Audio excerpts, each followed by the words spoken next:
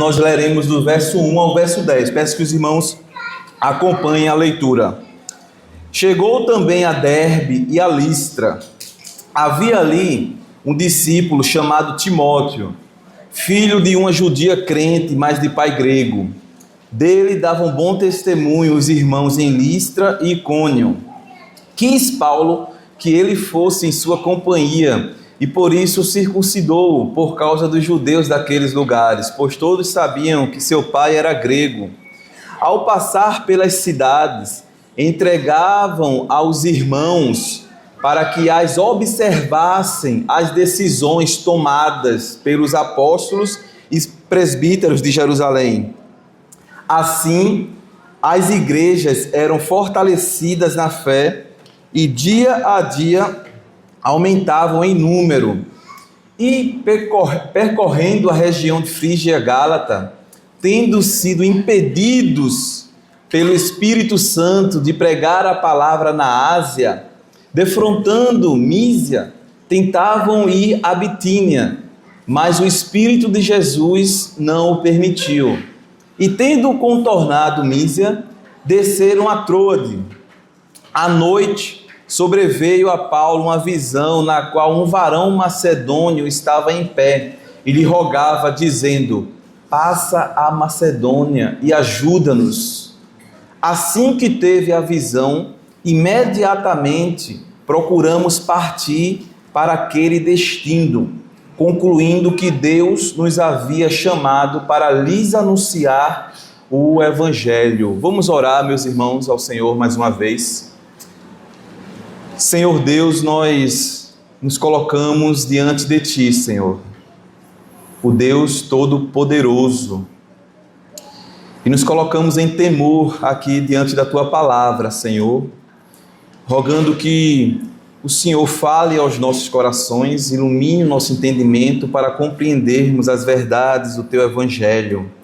Em nome de Cristo Jesus, assim nós oramos. Amém. Meus irmãos, para nós iniciarmos uma obra, para nós iniciarmos uma construção, diversas ações prévias elas precisam ocorrer. Antes mesmo de enxergarmos trabalhadores à frente de uma obra, executando qualquer tipo de atividade, algumas ações prévias aconteceram para chegar neste momento. Existe uma fase de concepção de projeto, e essa fase vai definir tipo de fundação, de estrutura que vai ser feita ali para aguentar aquele edifício, que for porventura um edifício a ser construído. Existe o tipo de material que vai ser selecionado, e existem N pontos que precisam previamente serem tratados antes de iniciar uma obra. Além desses que eu já falei, temos também normas que dão diretrizes de como deve ser para calcular as estruturas e etc. ali. Normas e requisitos e licenças para poder iniciar uma construção de uma edificação. Sem esses elementos prévios, a segurança, a qualidade e a própria estabilidade do empreendimento que vai ser feito ali corre sérios riscos, sérios perigos. E esse estabelecimento ele pode ser paralisado, ele pode ser até construído, esse edifício, e ele cair por não ter sido feito um cálculo correto devido de sua fundação. Então existem vários elementos que antecedem a construção de um belo edifício, como a gente consegue ver na nossa cidade, vários que foram construídos ali, ou qualquer tipo de construção que nós vamos empreender. O que nós olhamos antes de iniciarmos a construção é fundamental para que essa construção ela seja bem desenvolvida e ela traga segurança. Poderíamos dizer que o que antecede a própria obra é essencial para o bom resultado dela. Irmãos, o livro de Atos dos Apóstolos nos mostra uma grande obra em andamento. O livro de Atos ele nos mostra a expansão do reino de Deus. Ao longo do livro, vimos o Evangelho avançando de maneira poderosa, igrejas sendo plantadas, pessoas sendo convertidas, Cristo anunciado e exaltado aí, e o reino de Deus crescendo entre judeus e entre gentios.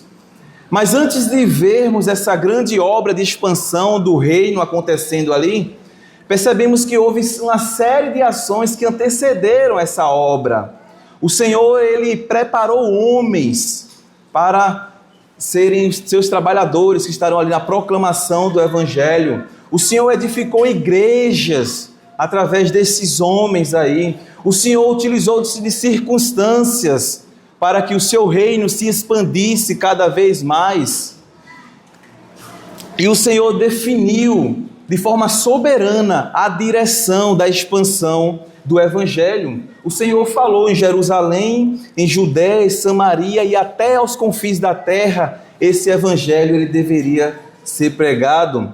Existe a condução divina, o Senhor conduzindo a missão na narrativa do livro de Atos. E ao chegarmos aqui em Atos capítulo 16, constatamos exatamente a continuidade desta realidade. O Senhor soberanamente conduzindo a sua obra. No texto que lemos aí, Lucas nos apresenta alguns elementos essenciais para a expansão saudável do reino de Deus. Alguns elementos essenciais para a expansão desse reino. Diante disso, meus irmãos, eu gostaria que nós meditássemos no seguinte tema: elementos essenciais para a missão. Elementos essenciais para a missão. Em primeiro lugar, pessoas comprometidas com o Senhor. Meus irmãos, Deus escolheu usar pessoas na promoção do seu reino. E isso é algo extraordinário. Deus escolheu usar homens para expandir o seu reino. Esse privilégio não foi dado nem mesmo aos anjos. Os anjos, eles servem ao Senhor, eles executam ordens divinas, mas os anjos, eles não ministram, eles não pregam o Evangelho. E esse privilégio foi dado aos homens. Foi confiada à igreja do Senhor essa missão de anunciar esse Evangelho. Deus, ele decidiu usar pecadores falhos, mas redimidos pela graça, para anunciar as riquezas de Cristo neste mundo. E isso é um privilégio glorioso, meus irmãos. O texto ele começa para a gente apresentando um destes homens, Timóteo. Lucas faz questão de destacar algumas características que tinham em Timóteo. Ele era um discípulo de Cristo, ele tinha um bom testemunho diante dos homens e diante de Deus. Ele era bem falado pelos irmãos da sua comunidade ali. E mesmo jovem, já se demonstrava uma maturidade espiritual. Timóteo, ele tinha vida com Deus. Ele caminhava com o Senhor e temia o Senhor. Humanamente falando, ele não era ninguém extraordinário. O texto não dá uma ênfase dele ser alguém totalmente algo diferente da realidade do homem. Mas é um homem simples, que tinha temor a Deus em seu coração. O texto nos diz aí que ele era filho de uma judia crente, mas de pai grego. Ele era um jovem e discípulo do Senhor Jesus. Ele era comprometido com o Senhor. Existe algo muito importante aqui nessas características apontadas sobre Timóteo. Porque essas características apontadas sobre Timóteo, elas não surgiram do nada. Timóteo não nasceu espiritualmente pronto, assim como nenhum de nós. Nós não nascemos espiritualmente prontos. Nós somos formados. Ele não nasceu com a maturidade que o texto fala aqui que ele tinha, com esse bom testemunho, com esse comprometimento com o Senhor, mas essas coisas foram construídas ao longo do tempo na sua vida, na sua caminhada. Houve discipulado, houve ensino, houve correção na justiça, houve oração, houve piedade dentro do lar, houve investimento espiritual na vida de Timóteo. Antes de Timóteo caminhar ao lado de Paulo nas missões, houve Eunice e Lóide, sua mãe e sua avó, formando aquele jovem, aquele menino diante do Senhor. Isso nos lembra algo muito importante, meus irmãos, que homens úteis no reino são formados lentamente pela graça de Deus. Nós vivemos tempos de imediatismo. Nós vivemos tempos onde nós queremos respostas de imediato. Queremos resultados rápidos. Nós queremos líderes prontos. Todos querem ministérios instantâneos, que cresçam e se multipliquem.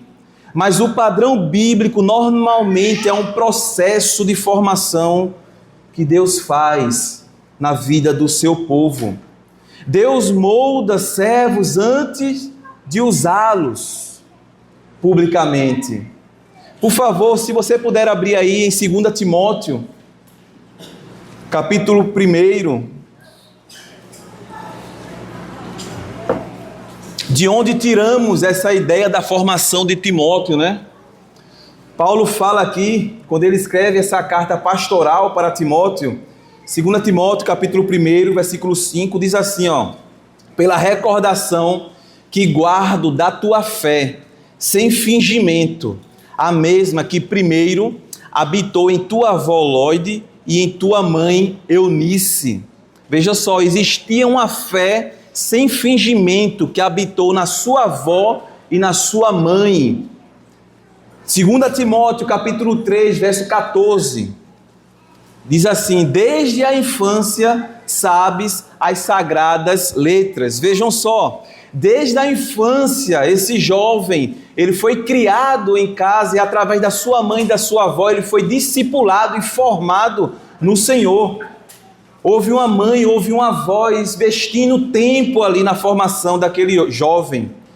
E depois o Senhor o levantou e colocou ao lado de Paulo ali para que Paulo o ajudasse a crescer mais ainda agora como um jovem pastor no ministério pastoral.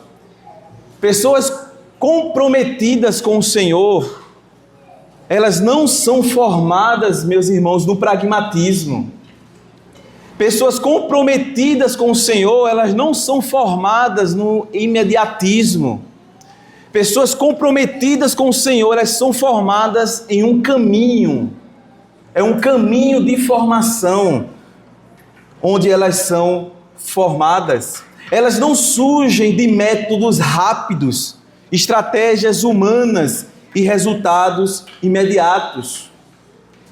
Homens e mulheres comprometidos com o Senhor, eles crescem no discipulado, na constância, na piedade diária, na submissão, aprendendo a submeter o coração às Escrituras e ao Senhor. O pragmatismo, ele estabelece o como funciona, o que funciona. O que funciona. Mas na caminhada de formação de homens e mulheres comprometidos com o Senhor, nós devemos não estar fazendo esse tipo de pergunta sobre o que funciona, mas nós devemos estar fazendo a pergunta, o que glorifica o nome do Senhor nesse caminho proposto na formação. Vivemos esses dias, meus irmãos, sobre esse crescimento rápido que muitos querem, essa influência que muitas vezes não está regulada por um caminho de piedade, de devoção ao Senhor, de glória ao Senhor, mas sim buscando resultados, aquilo que podem ser vistos.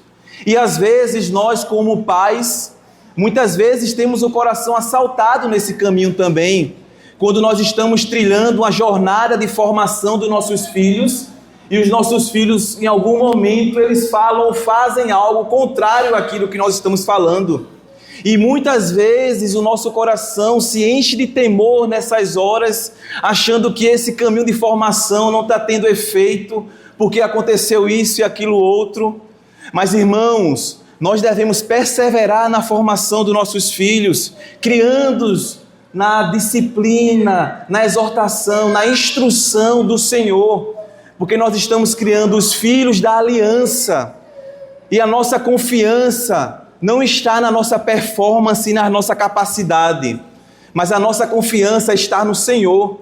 E se nós não caminharmos em devoção diante do Senhor, o nosso coração vai ser assaltado diante dos muitos desafios que nós vamos ter na vida e na criação dos nossos filhos. Mas nós não devemos perder de vista essa realidade de confiarmos no Senhor, diante desse caminho de formação. E pode ter certeza, esse é um caminho custoso.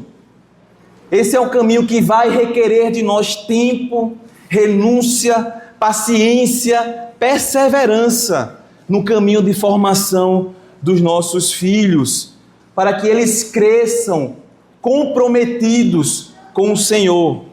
Esse é um caminho de grande proveito para a expansão do reino de Deus, meus irmãos. Como nós falamos aqui, o reino de Deus, ele se expande. O reino de Deus, ele é estabelecido sobre a terra porque existe um Deus soberano expandindo o seu reino. Mas o livro de Atos nos mostra que Deus escolheu homens comprometidos na expansão desse reino. Deus escolheu homens, mulheres, o povo dele, que se comprometa para expandir o seu reino. Um povo que não anda de acordo com o que o mundo está mostrando como sendo o caminho mais eficiente para poder termos igrejas grandes, gigantes. Mas um caminho que o texto bíblico nos mostra é de formação, uma jornada de homens e mulheres comprometidos com o Senhor. Ao longo da história da igreja, isso se repetiu muitas vezes, esse caminho que foi visto aqui na vida de Timóteo. Nós temos alguns nomes: Jonathan Edwards, Matthew Henry, Spurgeon. Todos esses homens aí tiveram lares onde a palavra de Deus ensinava e orientava como deveria se viver neste mundo. Homens que foram formados nesse ambiente custoso, mas um ambiente proveitoso. Homens que foram extremamente usados pelo Senhor por uma formação no lar. O lar, meus irmãos, e a família é o principal meio ordinário de formação de homens e mulheres comprometidos com o Senhor. É no lar, é na família, que é o principal meio ordinário que Deus estabeleceu nessa formação. A igreja, a escola deve contribuir, somar nesse caminho, mas os pais de modo algum podem terceirizar para a igreja a formação dos seus filhos, porque pactualmente essa é uma responsabilidade divina que Deus deu aos pais, a família, esse ambiente para formar homens e mulheres comprometidos com o Senhor. Mas talvez alguém pense: eu não fui criado como Timóteo, eu não tive minha mãe, eu não tive minha avó me ensinando esse caminho, onde a palavra de Deus, ela era o que norteava a vida e formava. Eu não tive um Eunice, um Aloide. Mas a graça de Deus, meus irmãos, na formação do seu povo, ela vai além também do nosso lar. Como eu disse, o nosso lar é o meio ordinário, a família é o meio ordinário, mas o meio extraordinário, o Senhor forma homens e mulheres comprometidos com Ele. Quantos aqui já não encontraram um pai e uma mãe no ambiente de igreja? Quantos aqui não encontraram essa família no ambiente de igreja e foram formadas nesse ambiente? Então a graça de Deus, ela vai ao encontro do seu povo, mas nunca vai deixar de existir esse caminho de formação, esse caminho de investimento, porque o Senhor quer usar homens e quer usar mulheres para a sua glória, mas que estes sejam comprometidos com Ele. E o caminho de comprometimento com o Senhor, como eu falei, ele não é instantâneo, ele é construído. Nós vamos aprendendo na nossa caminhada a nos comprometermos cada vez mais com o Senhor. Os nossos filhos, eles vão aprendendo a cada vez mais estarem comprometidos com o Senhor. E nós devemos estar seguindo esse caminho, porque é o caminho que as Escrituras mostram para a gente de formação. Se você se recorda, Agostinho de Hipona, ele foi um homem que se converteu já na fase adulta, depois de viver uma vida totalmente desprezando ao Senhor. Viveu uma vida de desprezo ao Senhor e se converteu já adulto. Talvez você esteja aqui, seja fruto desta graça e realidade de Deus de salvar já na fase adulta da sua vida, de você crescer perdido neste mundo, e Deus, por graça e misericórdia, ir ao seu encontro e salvar e formar um homem e uma mulher de Deus. Então o nosso Deus, meus irmãos, Ele usa de forma ordinária o nosso lar. Pais, nós precisamos nos comprometer cada vez mais com a formação dos nossos filhos. Precisamos pedir ao Senhor, rogar ao Senhor, que Ele nos dê sabedoria para que nós venhamos a criá-los no temor do Senhor. O nosso lar é esse ambiente ordinário que Deus estabeleceu para a formação de homens e mulheres comprometidos com Ele. Mas sua graça, ela vai de encontro também àqueles que porventura não cresceram em um lar assim, onde a palavra de Deus era o que norteava a vida. Mas a graça de Deus vai de encontro e muda também, transforma. Por que é tão importante compreendermos essa realidade de formação espiritual, meus irmãos? Porque a missão da igreja, ela avança através de homens comprometidos com o Senhor. Não importa se Deus alcançou na infância, como foi o caso de Timóteo, mas se ele alcançou na fase adulta.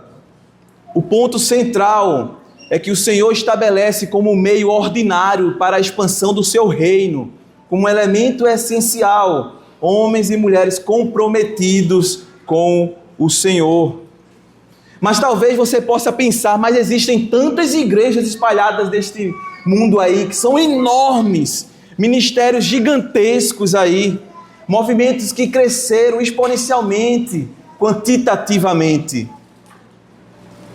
Mas, meus irmãos, o que deve pautar o nosso caminho como igreja e como povo de Deus, ao pensar na expansão do reino de Deus, não são os resultados numéricos e quantitativos que muitos ministérios apontam e apresentam para nós, mas sim olharmos homens e mulheres comprometidos cada vez mais com o Senhor, seja numa igreja pequena, seja numa igreja grande, pessoas que estejam amando ao Senhor de todo o seu coração e vivendo para a glória de Deus, nesse caminho. Diante disso, precisamos fazer algumas perguntas, irmãos. Que tipo de homens e mulheres nós estamos formando dentro dos nossos lares? Que tipo de homens e mulheres nós estamos formando dentro dos nossos lares? Que tipo de homem e mulher nós temos sido diante de Deus? O comprometimento com o Senhor é percebido no nosso lar pelos nossos filhos? Os nossos filhos estão percebendo que nós amamos ao Senhor e que nós vivemos para a glória do Senhor?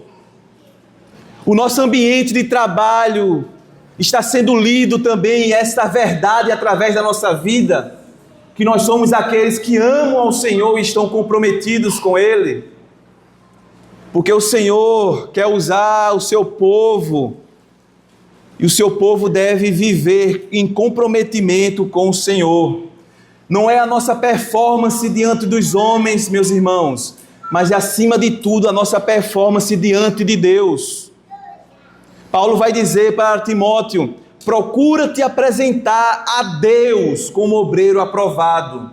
Muitas vezes nós estamos muito preocupados de nos apresentarmos a homens e esquecemos que caminhamos diante de Deus. Estamos formando os nossos filhos diante de Deus. Você que é pai, você que é mãe, você que é avó, avô.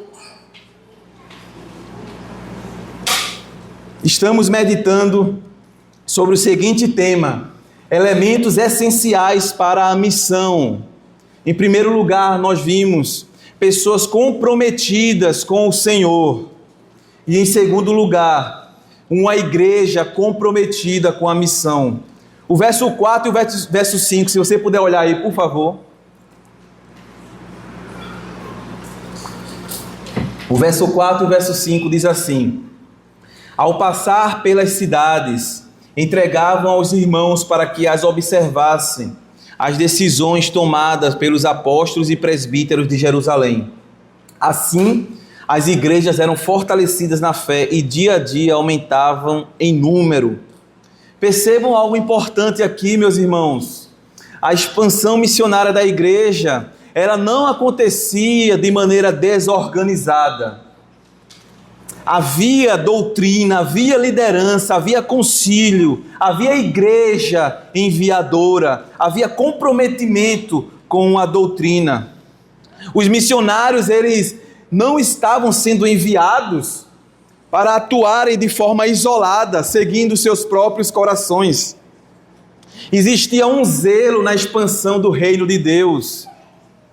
Existia um zelo na unidade nesta expansão, para que a unidade da igreja do Senhor ela não fosse perdida. Não era fazer missão só pela missão. Existia uma preocupação com um crescimento e um fortalecimento saudável das igrejas organizadas. E isso é extremamente importante nós observarmos e pontuarmos, meus irmãos. Porque em nossos dias, muitos defendem e dizem que o importante é ir de todo jeito. Não precisamos de muita estrutura, vamos de qualquer forma. Não precisa de preparo, não precisa de muita organização. O que importa é apenas fazer missão. O importante é somente ir plantar a igreja e etc. Atos nos mostra que esse não é um caminho, meus irmãos.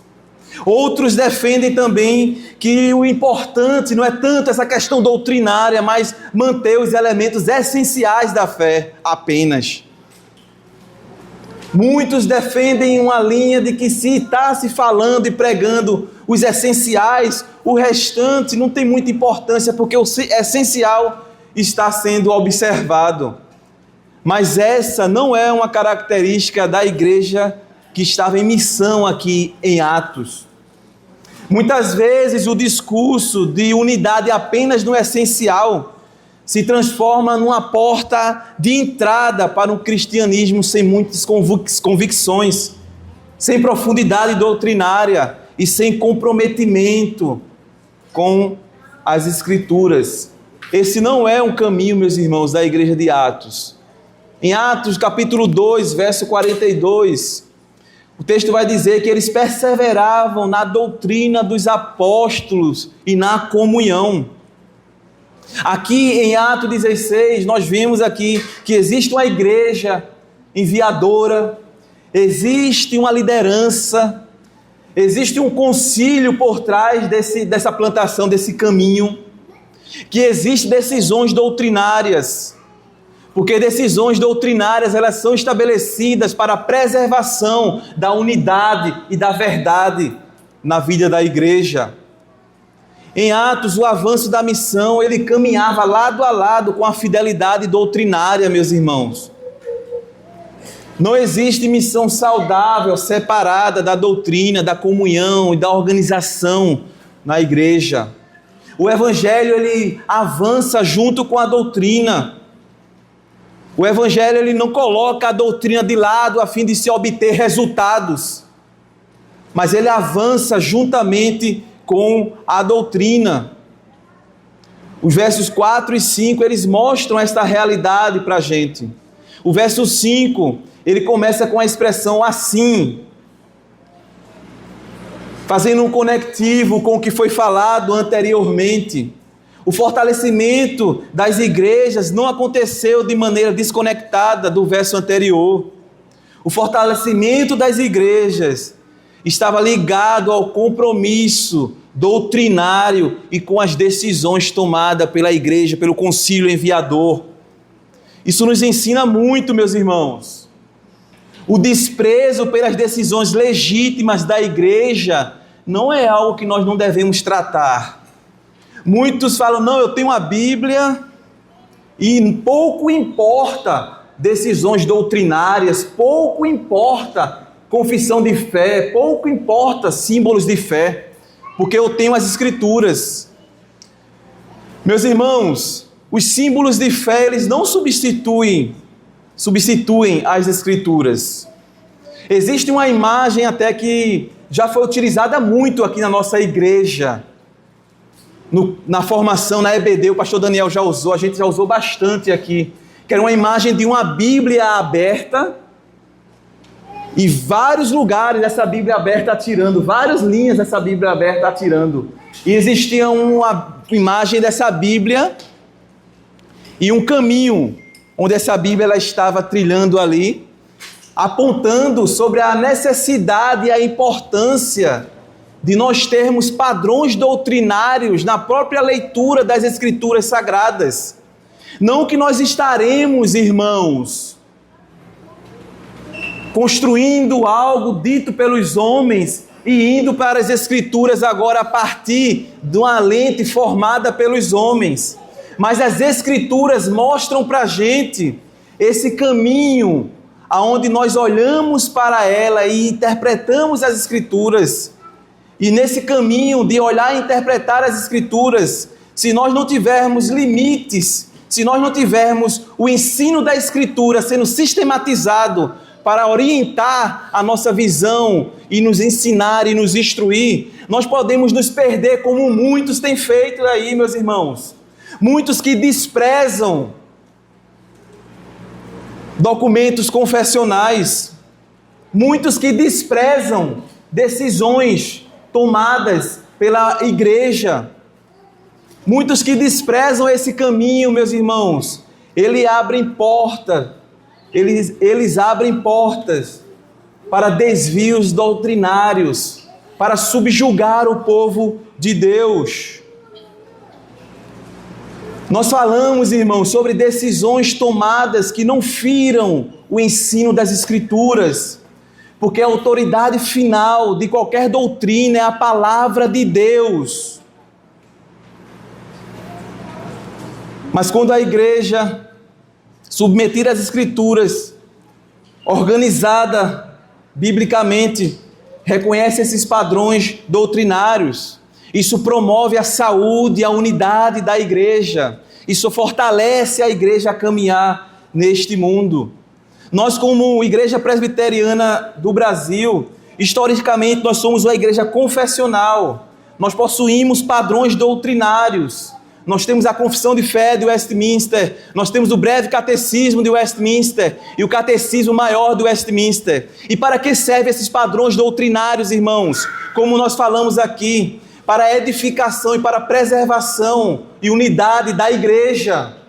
Eles não substituem a palavra de Deus, mas ele nos ajuda a interpretarmos corretamente o ensino das Escrituras. Os padrões doutrinários nos ajudam ao passo, irmãos, de que seja quem for que venha pregar neste púlpito aqui e ensine algo contrário ao que os nossos padrões, eles estabelecem, a doutrina sistematizada ali, é passível de questionamento, irmãos, por causa da preservação de unidade da vida da igreja, por causa da preservação do ensino correto das Escrituras, meus irmãos. Muitos defendem e dizem assim: não, nós não temos nenhum padrão, nenhum documento confessional. O meu documento confessional é as Escrituras, é a Bíblia. Isso é um engano e uma mentira, porque todos têm. A diferença é que alguns têm documento escrito, o qual é passível de questionamento, o qual é passível de ser questionado e ver se está correto ou não o seu conteúdo ensinado, e muitos outros têm em seus próprios corações, seus padrões confessionais, os quais fazem com que a igreja fique refém do ensino destes que defendem e trilham esse caminho. O Evangelho, meus irmãos, ele avança através de homens comprometidos, mas ele avança também valorizando a doutrina. Não podemos desprezar a doutrina. A igreja de Atos, aqui em Atos 16, mostra para a gente esta realidade. Isso confronta diretamente o tempo em que nós vivemos, meus irmãos. Diante disso, precisamos refletir sobre como nós enxergamos esta realidade, sobre sermos uma igreja confessional. Muitos querem comprometimento com Jesus, mas não querem tanto comprometimento com doutrina. Muitos querem comprometimento com a missão de alcançar o perdido, mas não querem comprometimento com a submissão doutrinária em seus corações. Esse não é o padrão de Atos dos apóstolos. Em Atos nós vemos homens comprometidos, sendo usados pelo Senhor, e não desprezando a doutrina das Sagradas Escrituras, pois essa doutrina preserva a unidade da igreja. Nós precisamos tomar cuidado para também não tratarmos a nossa confessionalidade como mera formalidade histórica. Nós somos uma igreja confessional, meus irmãos, e nós subscrevemos padrões doutrinários. E nós não podemos abrir espaços para que qualquer um chegue e estabeleça uma verdade diferente da qual nós subscrevemos. Meus irmãos, nós estamos meditando no seguinte tema: elementos essenciais para a missão. Em primeiro lugar, nós vimos pessoas comprometidas com o Senhor. Em segundo lugar, nós vimos uma igreja comprometida com a missão e a doutrina. E em terceiro lugar, o Deus soberano que conduz a missão. Por favor, volte seus olhos ao texto aí, do verso 6. E percorrendo a região frígio-gálata, tendo sido impedidos pelo Espírito Santo de pregar a palavra na Ásia, defrontando Mísia, tentavam ir para a Bitínia, mas o Espírito de Jesus não o permitiu. E tendo contornado Mísia, desceram a Troade. À noite sobreveio a Paulo uma visão, na qual um varão macedônio estava em pé, e lhe rogava, dizendo: passa a Macedônia e ajuda-nos. E assim que teve a visão, imediatamente procuramos partir para aquele destino, concluindo que Deus nos havia chamado para lhes anunciar o Evangelho. Paulo, meus irmãos, ele desejava avançar para alguns lugares, mas o Espírito o impede de avançar. Como assim? Como o Espírito iria impedir de avançar em uma missão com uma boa intenção no coração de Paulo? O Espírito Santo impedindo dele ir para onde ele queria ir. Paulo, ele queria seguir um caminho, o Espírito o impede, Paulo tenta outro caminho, e o Espírito de Jesus não permite, e Deus dá a visão, e Deus chama a Macedônia. Se eu perguntasse a você, quem é o protagonista aqui nessa narrativa? Quem é que é o protagonista nessa narrativa aqui? É Paulo? Com as suas vontades, com os seus desejos autênticos de pregar o Evangelho. O protagonista aqui, meus irmãos, é o mesmo protagonista que é na história da redenção, que é Deus, que é o Senhor estabelecendo a sua vontade na missão da igreja. É Deus que é o protagonista, e Lucas está deixando claro isso para a gente. Paulo cheio de vontade e boa intenção, e o Senhor o impede de ir para onde Paulo estava querendo ir para fazer a obra de proclamação do Evangelho. Aqui nós lemos, irmãos, existe o Espírito de Jesus e o Espírito Santo que é falado no texto. O verso 6, por favor, olha aí, diz assim: foram impedidos pelo Espírito Santo. Mas o verso 7 diz assim: mas o Espírito de Jesus não o permitiu. Nós entendemos, meus irmãos, que não são dois espíritos diferentes aqui, mas é o Espírito Santo agindo aqui neste mundo, trazendo para a gente essa realidade sobre uma ação da Trindade, o Deus Filho, o Deus Espírito Santo. Hoje o Deus Filho estabelece a expansão do seu reino através do Espírito Santo na vida da sua igreja neste mundo aqui. São expressões bíblicas usadas para enfatizar aspectos diferentes, irmãos, da relação do Espírito Santo, do Pai e do Filho. Jesus, ele havia subido aos céus, mas continua soberanamente conduzindo a missão da sua igreja. O Cristo exaltado continua governando a sua igreja. A missão, ela não estava nas mãos de Paulo, mas nas mãos do Deus Trino, que estabelece o caminho que Paulo deveria seguir ao anunciar as verdades do Evangelho do Senhor.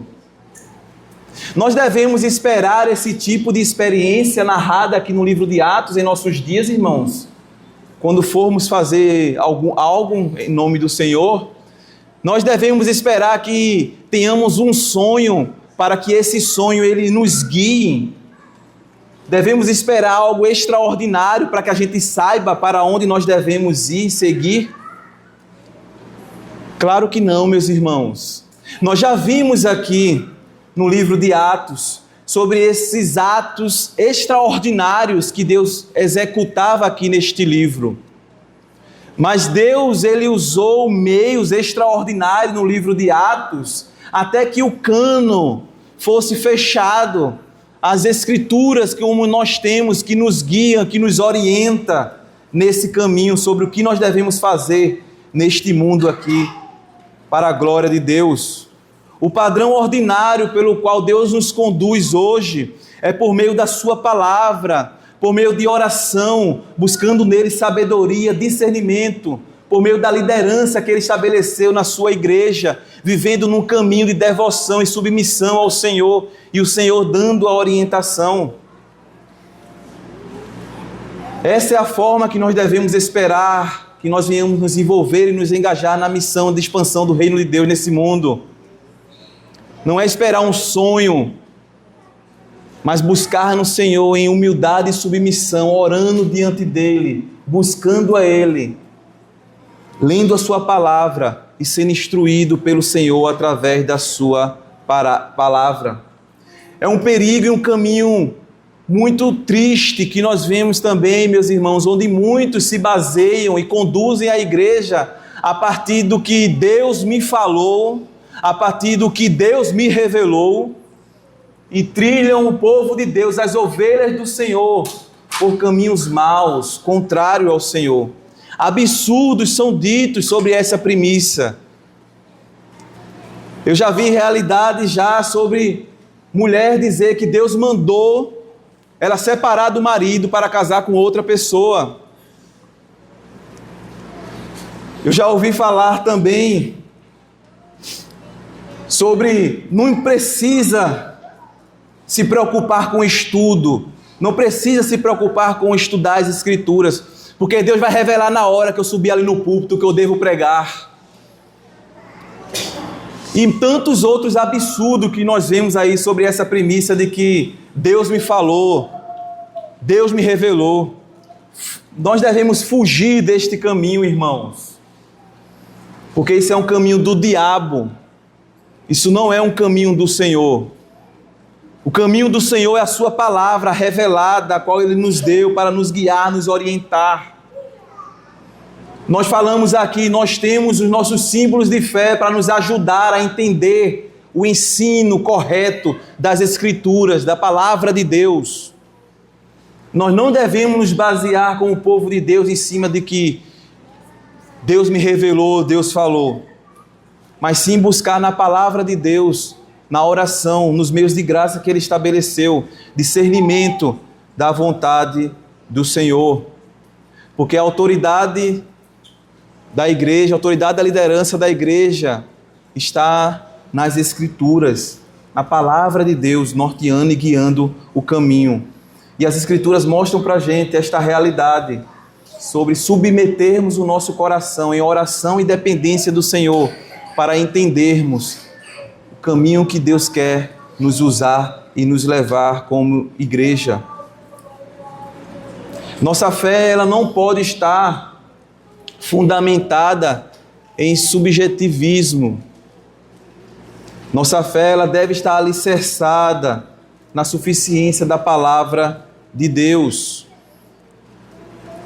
Mesmo aqui em Atos capítulo 16, irmãos, onde existiam esses eventos extraordinários, aqui no livro de Atos nós vemos Deus falar e estabelecer a sua vontade. Paulo, ele não era guiado pelo emocionalismo ou pelo subjetivismo. O texto mostra para a gente ele orar ao Senhor, e no verso 10, se você puder olhar aí, concluindo que Deus nos havia chamado. Houve discernimento espiritual a respeito daquilo que ele havia tido, aquele sonho, meus irmãos. E houve um entendimento claro que o Senhor havia chamado para ir para a Macedônia.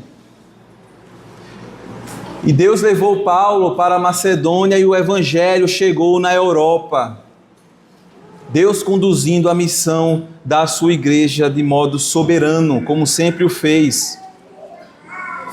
O meio ordinário que Ele estabelece para nós, irmãos, nessa missão, é a sua palavra e esse caminho de dependência dEle.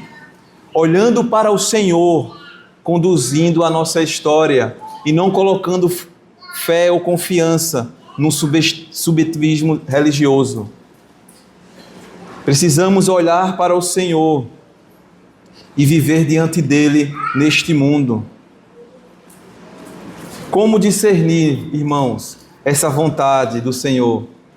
Como dito, pela sua palavra, pela oração, por uma vida da igreja organizada, uma vida da igreja que busca viver para a glória de Deus, não negando a sua confessionalidade e confiando na providência do Senhor, na condução do seu povo, estabelecimento da sua vontade. Meus irmãos, Deus faz missões, a igreja ela se dispõe.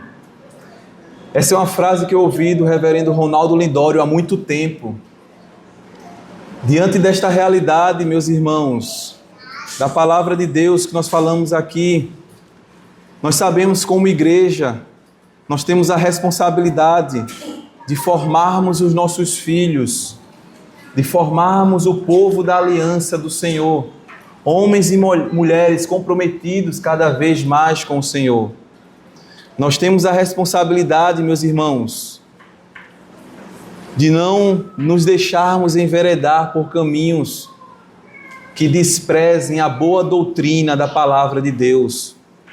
Devemos ser uma igreja comprometida com a doutrina, comprometida com a missão, mas nós não podemos perder de vista que quem conduz a missão da igreja e as nossas vidas é o Senhor Todo-Poderoso.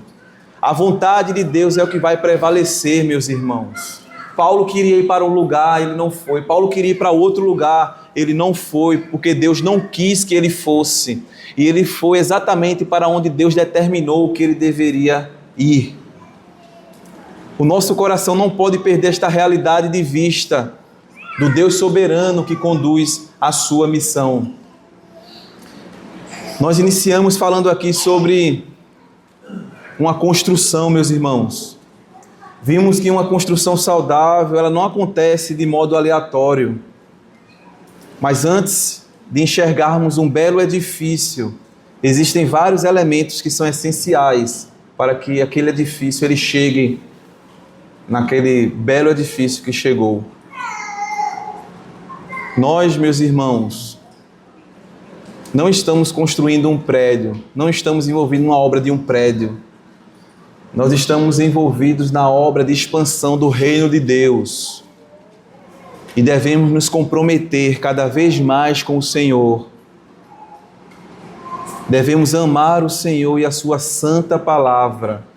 E devemos guardar os nossos corações diante do Deus soberano que conduz a nossa vida.